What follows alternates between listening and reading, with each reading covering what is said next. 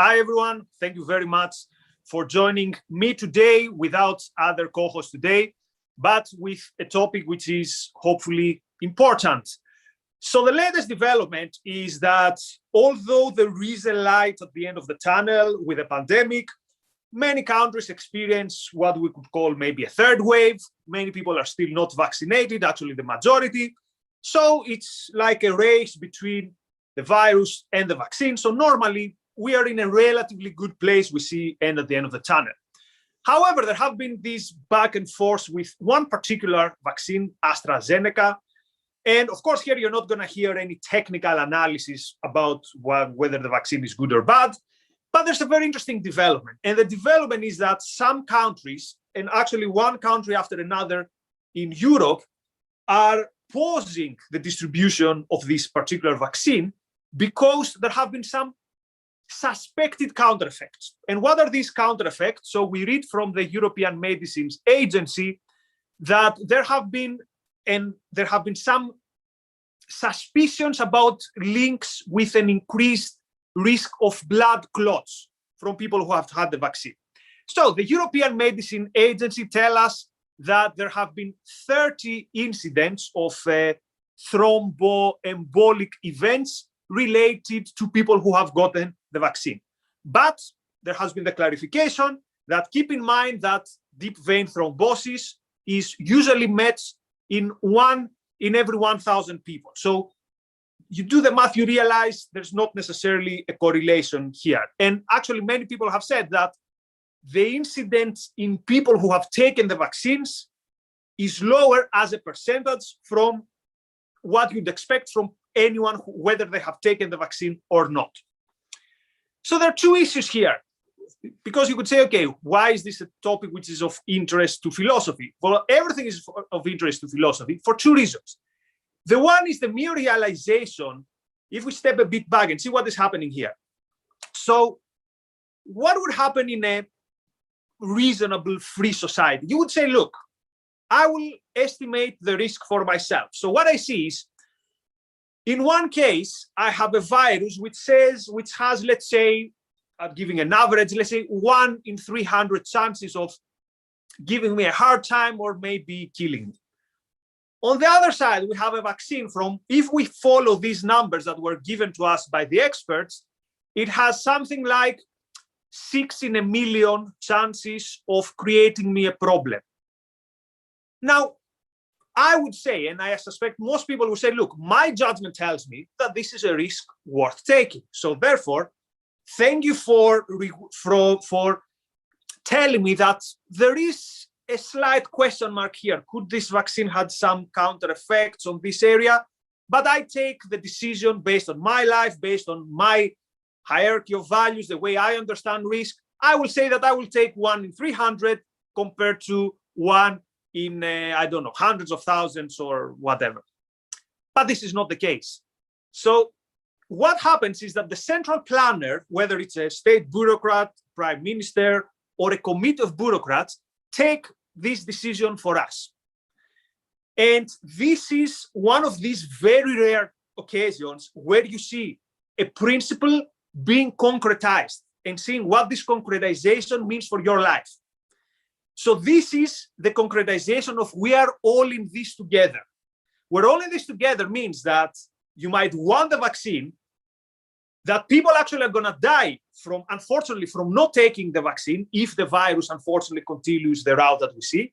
But there's this bureaucrat or there's this statesman or statewoman who tells you, no, I took this decision for you, tough luck. So we're all in this together means that the decisions for your life are not yours. So again, it's very rare that you see philosophy like walking around and staring you in the eye. Now that's the first interesting issue in this discussion. The second interesting issue for me is that in every bad situation, I don't remember who said that, so I'm paraphrasing here, but in every bad situation, look for the bad idea behind it. And what is the bad idea behind this? What is the bad idea that because we have a very slight risk that we're not sure about, we're going to put on hold something which is very, very beneficial. And this idea has a name. It's called precautionary principle, the precautionary principle. And actually, there have been governments and states, Ireland is an example, that have specifically named this principle as the reason why we hold the vaccinations from this particular vaccine, because we're not very sure about this risk. So what is the history of the precautionary principle? It's a very interesting history. So I'm not doing this as a historical overview just because. I do it because we're going to see what is the importance of ideas in our lives. So we go back to 1992. We go to the Rio Declaration of the United Nations. So this was a big meeting that is a landmark in the preservation of the environment and our fight against climate change and environmental degradation. So it's principle 15, and the principle says, quote, in order to protect the environment, comma, the precautionary approach shall be widely applied by states according to their capabilities. And here's the important part. Quote, where there are threats of serious or irreversible damage, lack of full scientific certainty shall not be used as a reason for postponing cost-effective measures to prevent environmental degradation. What this means in very, very simple words. If we're not sure that something is dangerous, but could be dangerous, we need to take measures to mitigate that. What does this mean in practice? Let's say you build a factory. And let's say the environmentalists do not have proof that your factory is going to cause damage, but it might. And this might could be, I don't know, 50%, 20%, 1%. We're not sure. Then it's not that the environmentalist has to prove to you that your factory is going to cause damage. You have to prove to the authorities that your factory will not cause damage. Now, many people will say, wait, isn't this a good thing? Isn't this what we usually call better be safe than sorry? And I will say this is not the case. Better be safe than sorry means, oh, I see a mole. I'm not 100% sure. I'll just go and check it. Probably it's nothing. What do I lose? Half an hour and 50 euros, whatever. But here we have something very, very different. Here we have that if you don't take the action, there is also the cost of inaction. And the cost of inaction in the one case is that you're going to have no factory, or the factory is going to be way more expensive. Or it could mean that in this case, again, predictably, unfortunately, many people will die. If you do the maths, how many people die from COVID, and what is the risk from COVID, and what is the other risk, then you realize about what is the balance that we're talking about. Now, what is of even more interest to me is why has this principle been so much embodied in the institutions of the West, in the philosophy of the West, that even in this moment of crisis, unfortunately, we have to mobilize. And here we have to go to the ideas of one of my mentors from a sociologist called Frank Furedi. So Frank Furedi is one of the people who have definitely changed my life, changed my thinking, changed the way I view the world. And he talked about the culture of fear. And the culture of fear for him is that the West has changed the way it views risk. So we don't view risk anymore as A, part of life, but B, as something which is in a way even exciting. So think about the 60s, when we're about 50s and 60s, to conquer the space. We understood that the risk is part of these kind of endeavors. But we said, yeah, this is part of the story. Now our relationship to risk has changed. So now our relationship to risk is, well, what is the worst case hypothesis? And let's try to mitigate that. And again, you might say, well, this is a good thing because then nothing bad happens. But let me ask you this question. Imagine we had the precautionary principle when we came up, and when I say we, humanity, with aviation, airplanes. Would we ever have created airplanes with a precautionary principle? The answer is clearly no. even in some of the biggest advantages in medicine, it's very difficult to imagine them happening if you apply the precautionary principle, which is prove me that it's not going to be bad. Not show me why this is risky, but prove me why it's like going to someone and say, prove me that you're innocent. So it's a difference between someone saying, prove me that you're guilty. So I say, oh, I saw this guy, he punched this other guy, he's guilty. And going to the random guy and say, prove to me that you're innocent. So for Frank Furedi, this moment where we change the way we view risk is very, very central in the trajectory of the West. So, and here is how this thing has applied to policy making. Environmentalism is one area.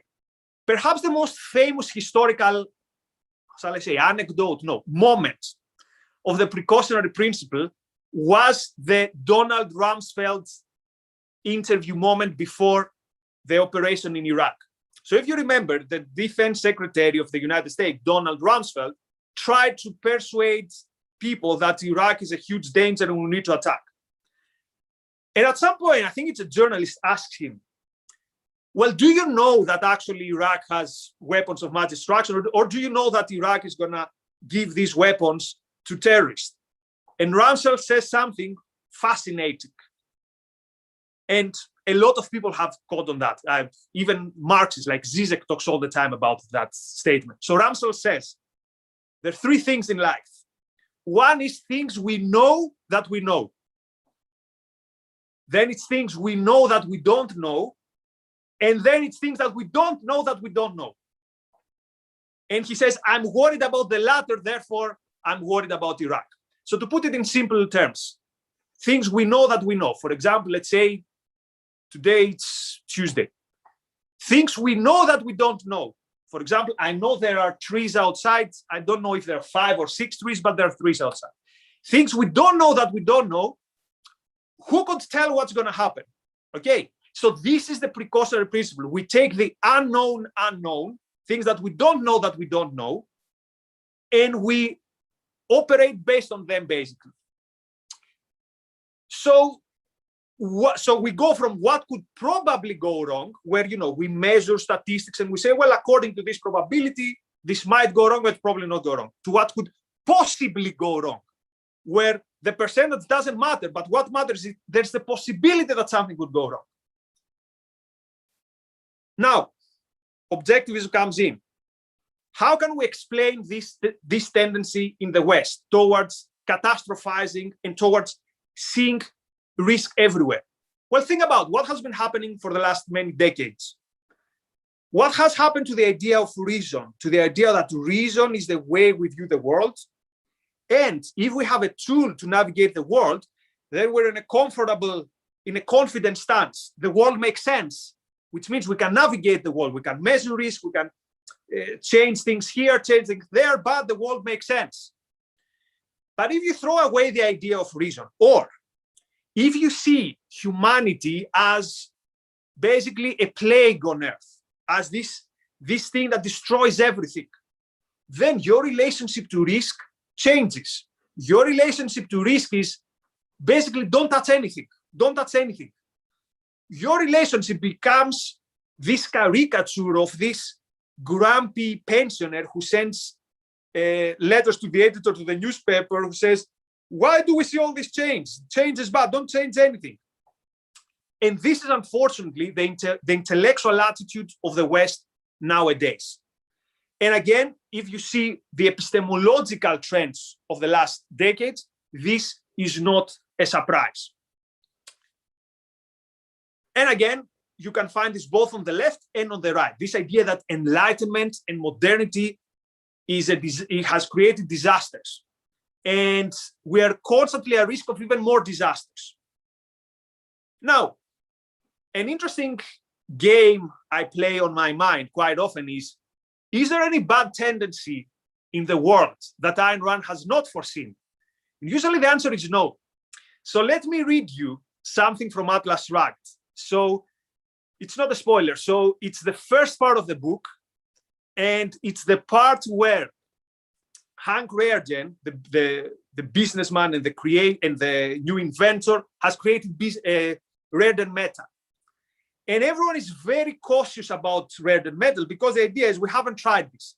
So listen to this. This is the quote verdict of the State Science Institute, of the bureaucrats of that time, of the book, to Hank Reed. Quote, "It may be possible that after a period of heavy usage, a sudden fissure may appear, though the length of this period cannot be predicted. Later, the possibility of a molecular reaction, at present unknown, cannot be entirely discounted.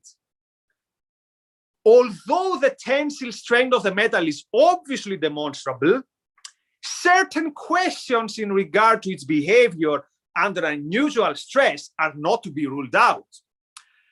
Although there is no evidence to support the contention that the use of the metal should be prohibited, a further study of its properties would be of value." End quote.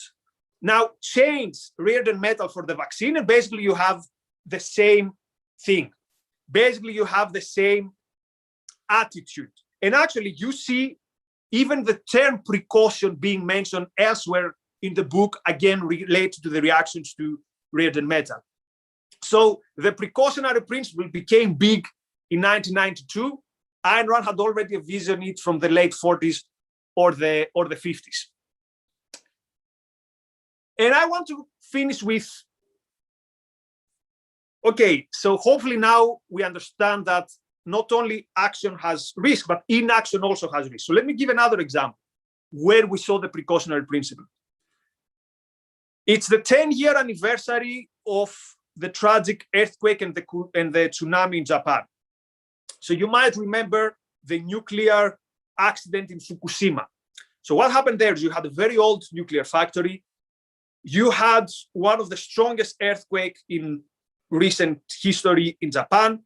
And then on top of that, you had the tsunami. And there was some radiation leak. There was damage to the nuclear factory. But overall, seeing it in retrospect, it was dealt very properly from the people who were there. And we can say it was a success. Very, very few people died, if any, from the radiation, from what we know from now.